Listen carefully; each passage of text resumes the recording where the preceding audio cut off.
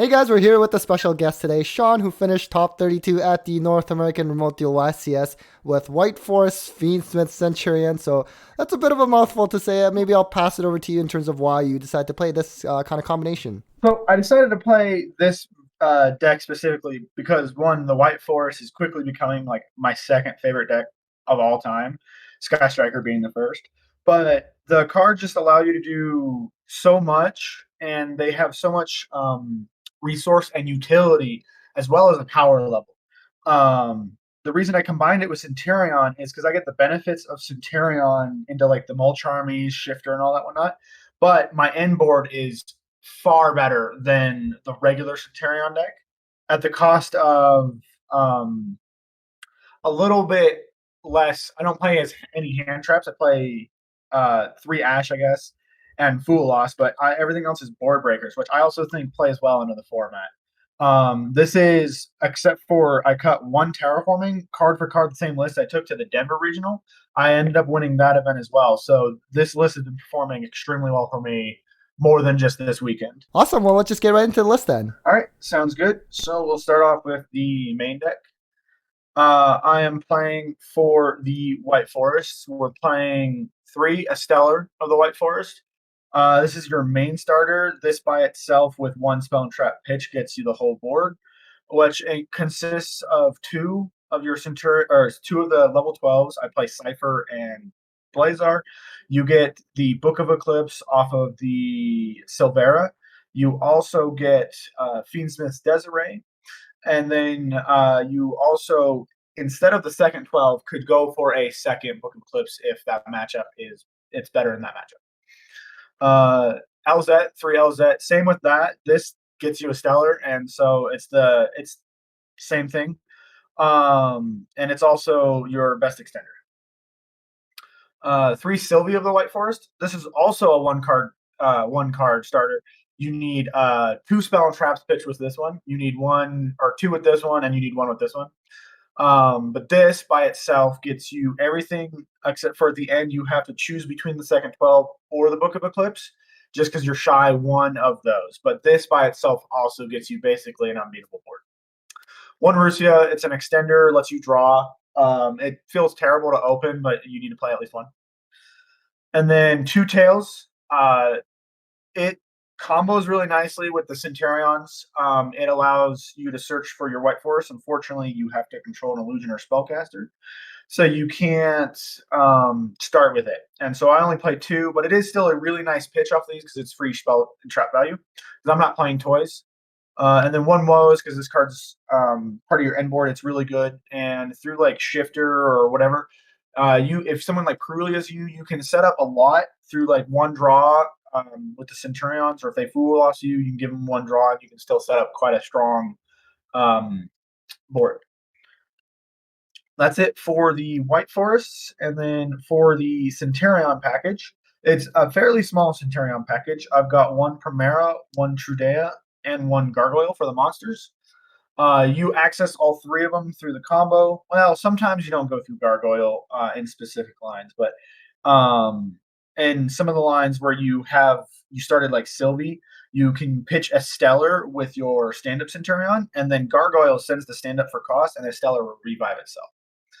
But all 3 of these are to facilitate the Centurion line. These are also still technically good starters if you open nothing else or by themselves. I'm playing 2 field spells. And like I said, at the regional, I was playing a terraforming as a thrust target, but I decided to cut it for this event, and it was fine. There was 1 round where I missed the terraforming, but I just grabbed a threatening roar instead, and that was fine. 1 Wake Up, because this allows you to do full combo and keep the Trudea there. Because if you added just Gargoyle instead of Wake Up, Gargoyle would send a Trudea. You wouldn't have enough to make the second level 12 off of just the 1 card combo. And then 1 Emblema, because we have the new Synchro 8 that searches this and pops card. And this is also technically full Centurion setup that you want as well. And this plus the Fiendsmith allows Sylvie to be a 1 card combo.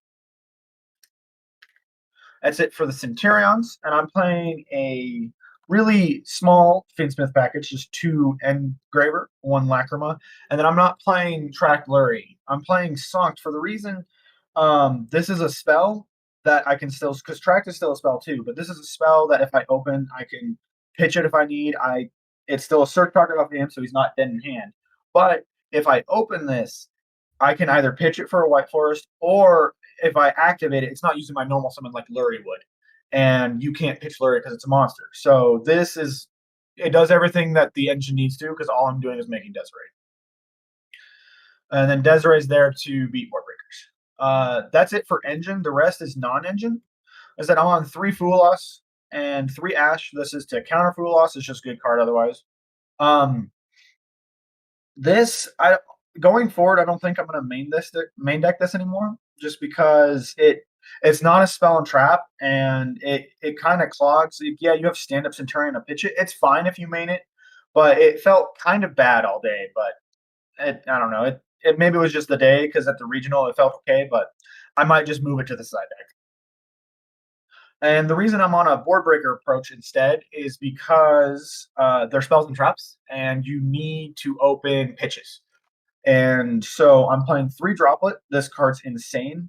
It helps you dodge going second on like Imperm or whatever on a Stellar. It deals with Desiree. It's just really good card. It's good to set if someone Fool Losses you or Perulias you and you decide you want to stop early.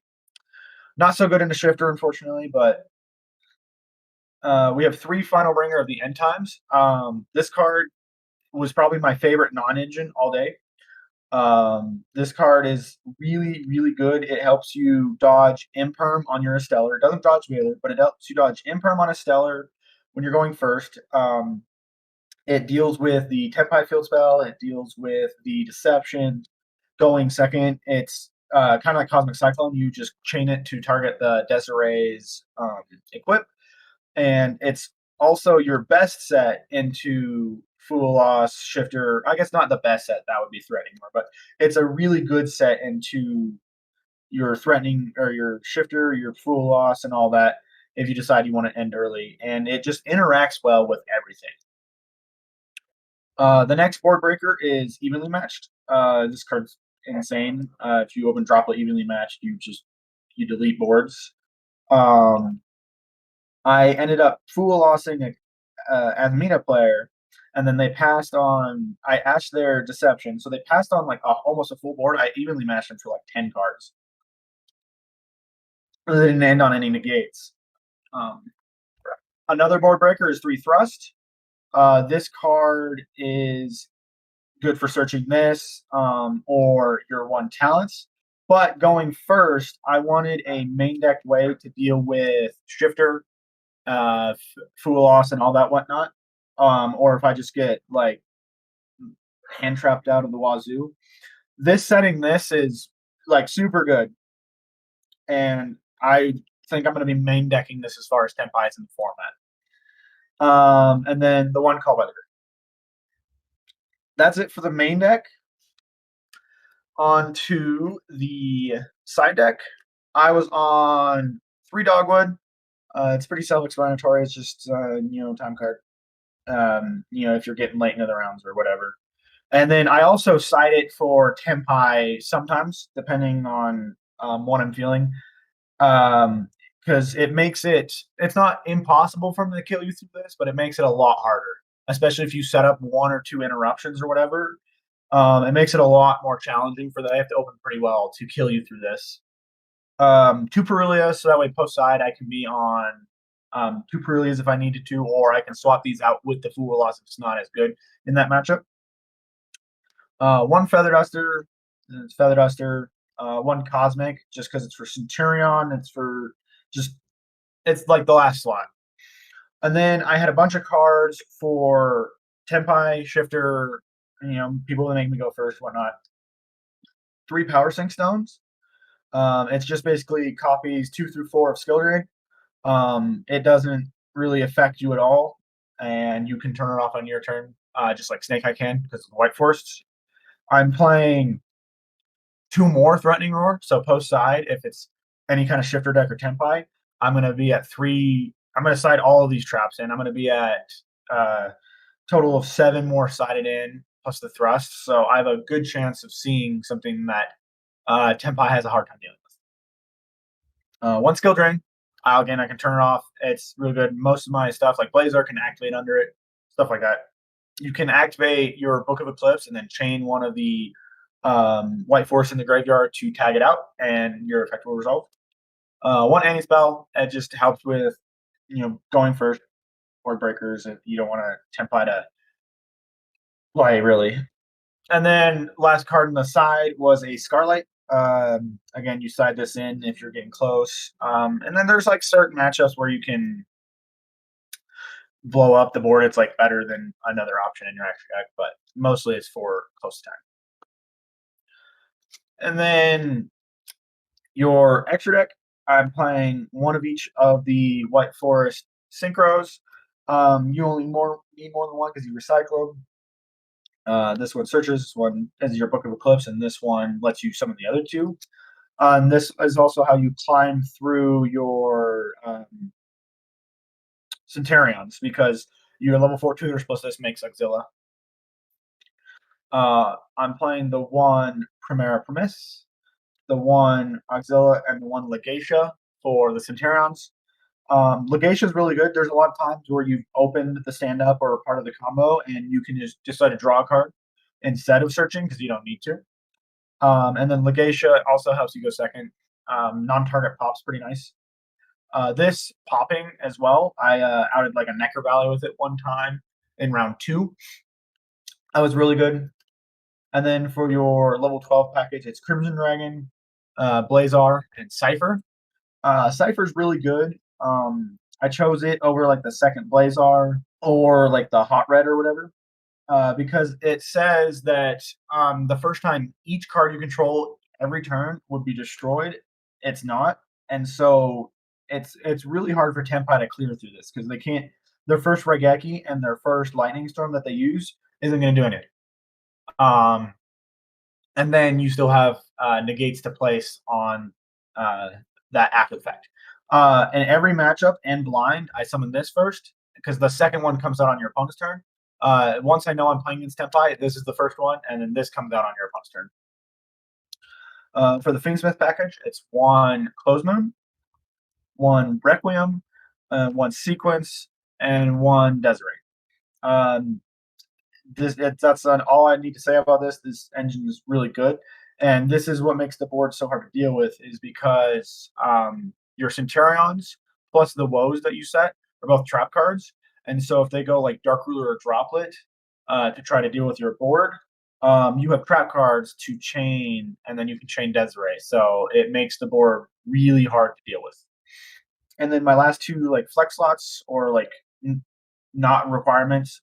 There's one SP, it's a good card, and one Chaos Angel. You can make this light dark really easily with the Centurions and the Fiendsmiths or whatnot.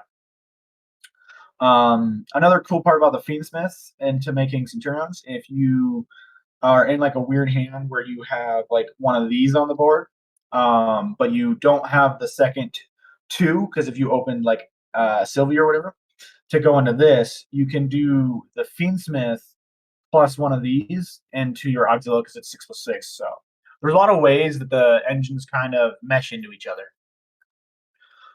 That's it for the deck profile. Like I said, I've been running this for a while now, and it's been really well performing for me. Awesome, and I think you said you wanted to share your reports. Yeah, I can go over the rounds real quick. So round 1, I actually had a round 1 loss because I late registered. Yeah, I was actually not gonna play in the event, and then there was like a snowstorm that blew through Colorado, and so I was like, sure, I'll play. Why not? And so I ended up registering late and getting the loss. So that was funny. Every game that I played in Swiss, I didn't lose, but round 1 loss. But I didn't play that game. Round 2, I played against Tenpai. Tenpai is a really favored match for this deck because they want to make you go first and your end board's insane. And then if they try to go first, you have tons of ways to crack what they try to set up. Technically, I think my win rate against Tempai is extremely high with this deck. I ended up losing to it in top 32 due to some weaker hands, and they had like Shifter Fool loss and whatnot. It was unfortunate. That guy ended up winning the event, so I guess. Round 3, I played against Crystal Beast, and I ended up drawing against them just because our game 1 took 45 minutes, and it was like I let them play for so long because I didn't think they were going to crack the board, and then they suddenly had a 12,000 attack guy in the field. Round 4, I played against Snake Eyes Fiendsmith Azmina. I used a Final Bringer to dodge an Esteller in that game. That was really clutch. And then round 5, it was Voiceless Voice. I don't really have the Voiceless doesn't really set up enough because this deck, most hands are just super gas, and I'm playing the board breakers, which Voiceless has a hard time dealing with, so it's a fairly easy matchup. And then for round 6, I played against Rescue Ace. We got into a really good grind game, but I ended up taking that one, and I took the second game as well because board breakers. And then round 7, I played against Tempai. I also beat them. Game 1 against that match, though, I opened 3 Fool, lost 1 Primera and 1 Ash, and they had the Imperm for my Primera. So I lost that game, but I ended up taking games 2 and 3. Round 8, I played against Fiendsmith Snake Eyes, Kashtira, and we ended up drawing because it was like 15 minutes into game 2, and I activated Cosmic Cyclone at the beginning of that game, and then the rest of that like interaction took like 15 minutes, and I was lower life points. And then round 9, I played against Bestial Centur-Ion, and I won them too. Also, my final record at the end of the day was 6-1-2, and like I said, that one loss was the late registration. And then I played Tempai in top 32. And I ended up losing to that. Well, thank you again so much for the deck profile. A huge congrats again on the top. Any last shout outs? Yeah, I want to shout out the people in Springs that I play against. They help me test and spit back ideas. And then other than that, I guess shout outs to my friend Dakota. He's the one who kind of got me to play in the event anyway. So Awesome. Well, thank you so much.